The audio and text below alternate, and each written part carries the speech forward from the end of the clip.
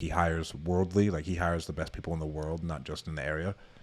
But it's like more times than not, the people with these really fancy degrees can't help me. They don't have the right mentality that it takes to make the things happen that we need to happen.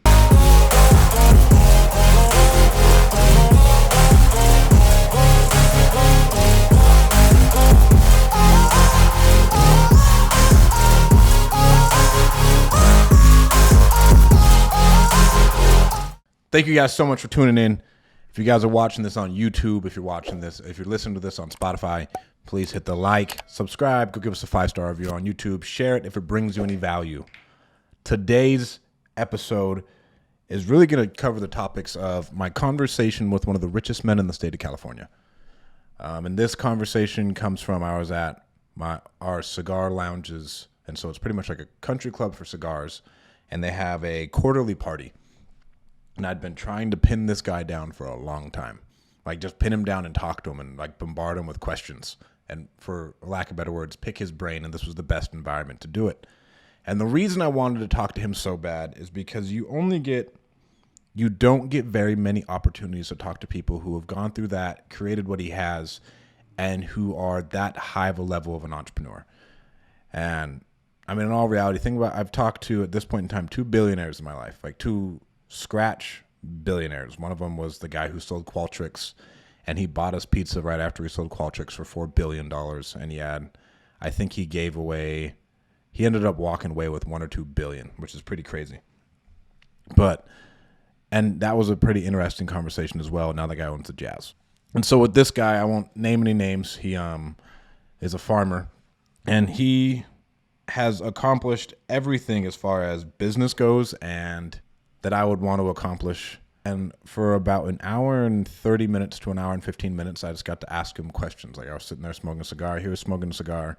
I was like, hey, let me ask you something. And then it turned into pretty much like a podcast episode. I wish I could have recorded it. But here's some of the takeaways.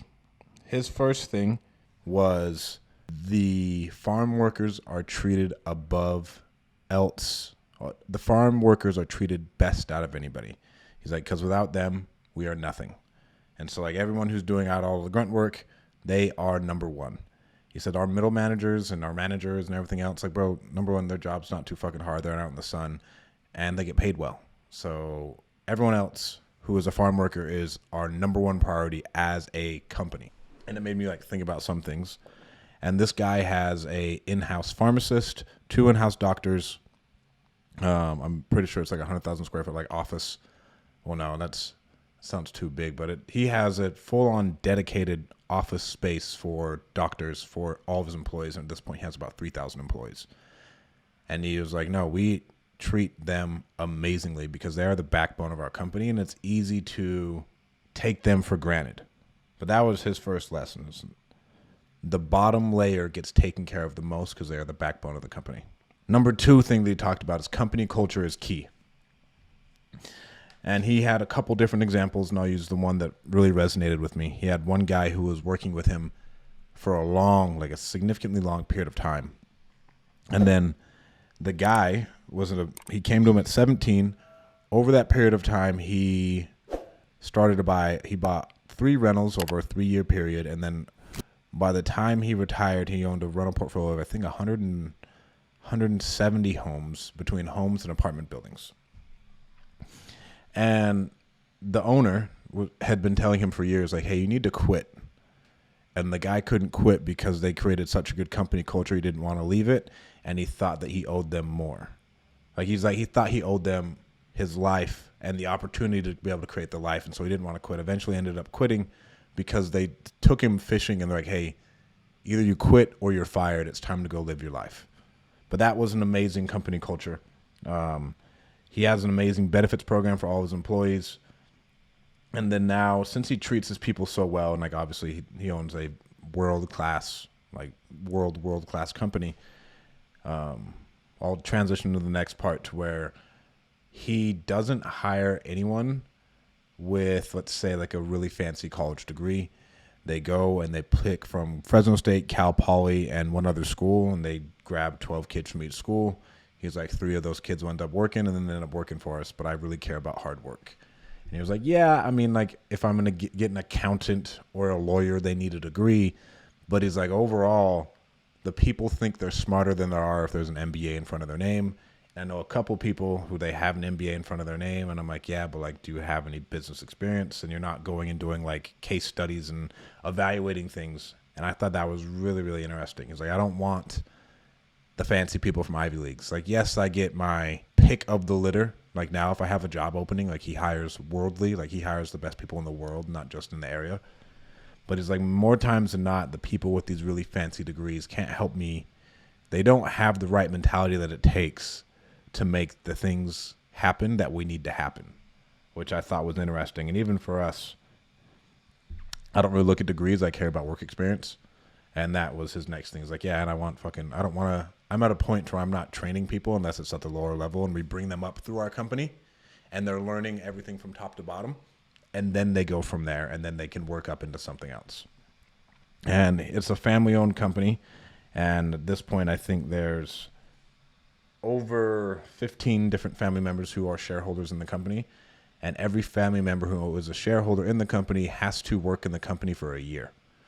Because like he gives everybody shares in the company. He's like, but if you're going to own shares, you need to know what the fuck we're doing every day. And so he makes everyone in the family who does take shares work in the company, which I thought was fascinating. The next thing he talked about was your product is everything and it just needs to be the best. He was like, and we've been around since 1950. No other company besides us is still around. And we have always been the best and our product is always the best. Like everything that he does, he just thinks of it as the best. It's either the best or nothing. And this is a trend that I've seen of, like we talked about some other episodes, of low-key obsession of whatever you're doing. So he was obsessed with being the best. And then he was obsessed with his work. And with his work, he didn't, like he was like, bro, for many years, I didn't come home like at all. Like I'd just be working. I would work until 9 o'clock at night, 10 o'clock at night, and then I'd come home. But I was obsessed with it. And like this is when he's getting things going and working out in the fields and really building the company. The next thing was no dumb debt. Because I asked him, I was like, how do you feel about debt? I have a couple other friends who don't like debt. I know some really successful people who love it, other people who don't. He was like, number one, you will never get interest rates like this again ever in your life, so you should take advantage of it. But he should only use it for the business. Like, again, don't go get like a yacht or a stupid car or anything else. But he's like, no dumb debt. The next thing was have an amazing spouse. He was like, the only reason we were able to do anything was because my wife could raise these kids and shoot. And like his wife was a stay-at-home wife.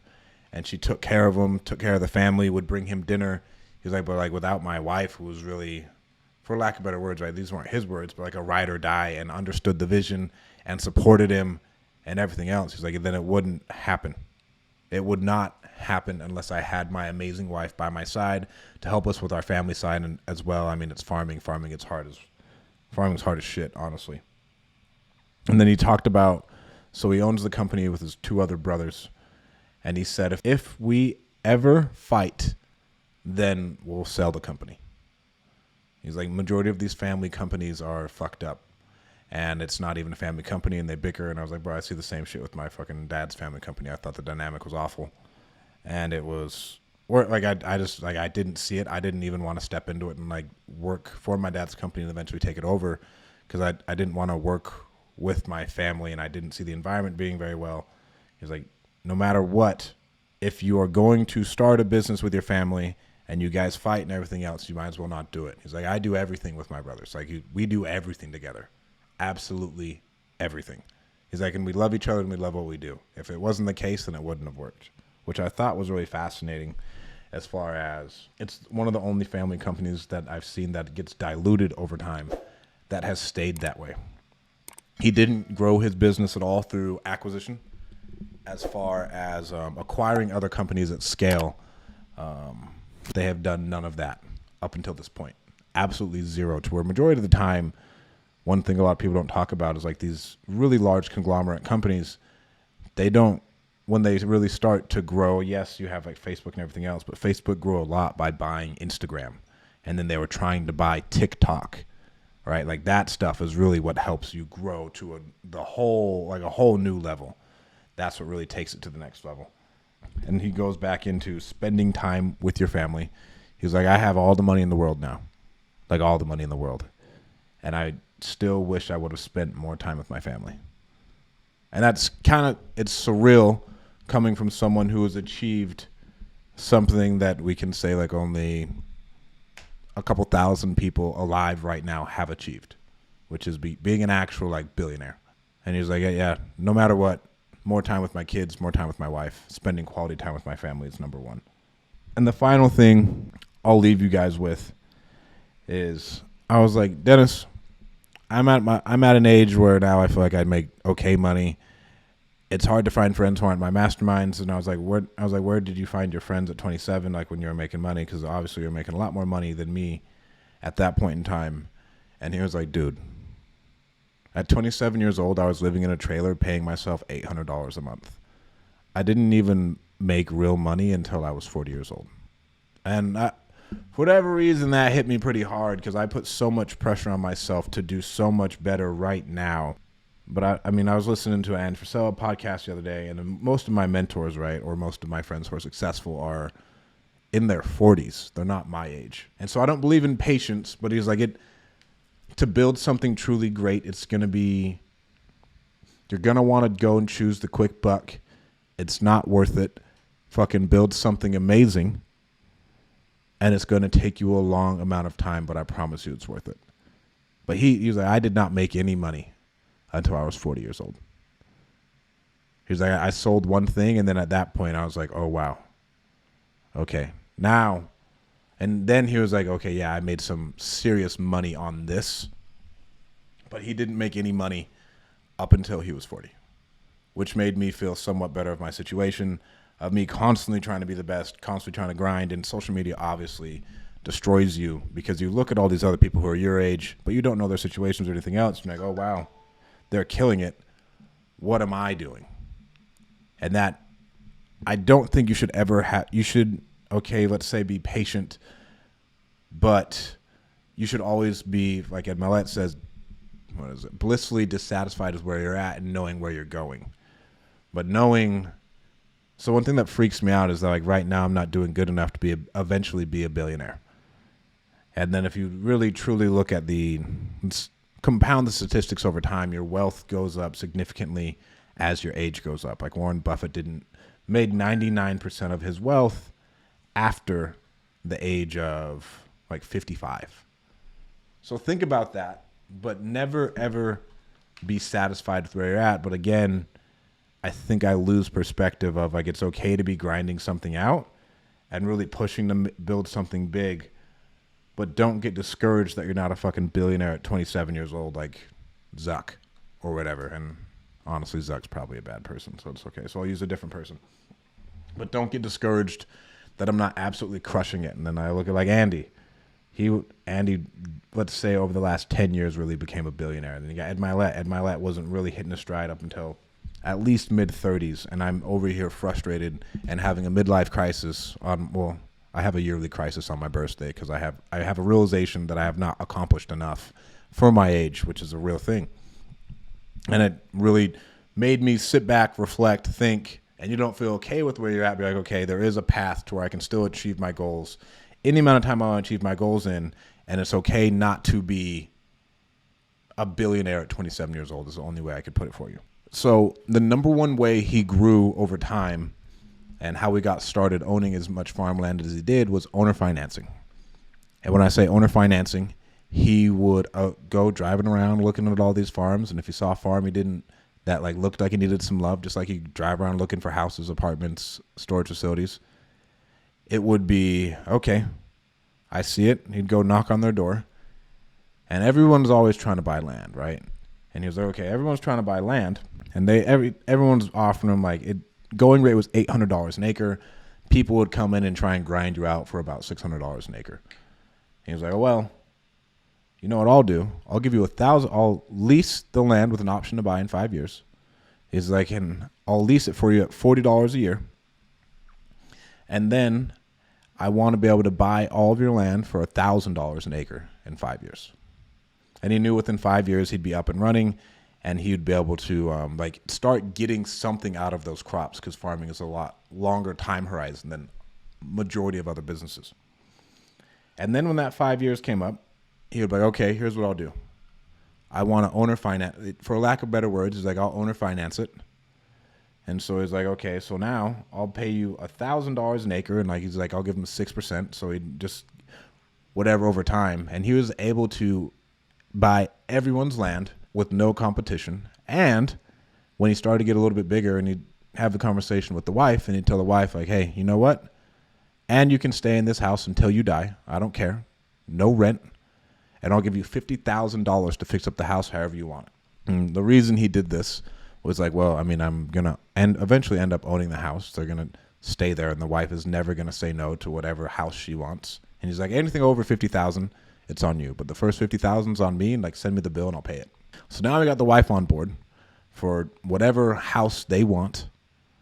And now the people are making more money from their owner finance note to him than they were even as farmers. And this is how he acquired majority of his land over time. And then he said he still uses this method. So now he bought everything on notes, and he'd just have another 5-year note. The people would stay in there forever. And then when they died, he's like, if you're ever out of there like for like 6 months because you got to go into an elderly home, then I'm going to take the house. Like, and we're going to put our people in there. And the reason he like did that with the house is like, well, I own the house anyways. I'm going to have to put the 50 grand into it. And now all of my workers stay in the houses anyways. So we're good to go. So I thought that was interesting how, I mean, yes, farming is all real estate, but the dude used a really, really, really intelligent way of owner financing to create $1 billion empire, and yeah, parlayed that into a $1 billion family-owned business that is one of the largest farming companies in the world. Hope this brings you guys so much value. If you guys are really interested in these types of conversations, let me know. I try and document whenever I can talk to someone really cool and it's not on the podcast, try and take some notes. Don't forget to like, subscribe, and the winning, not DM family, shit. I got my DM shirt on though. But the winning mastermind will be closing out next Friday. Send me a DM if you're interested. I'm so excited for you guys to come and join. We're changing people's lives. We have some amazing affiliate opportunities, and we're going to help you take your business to the next level. Send me a DM saying win if you're interested. Thank you guys so much for tuning in.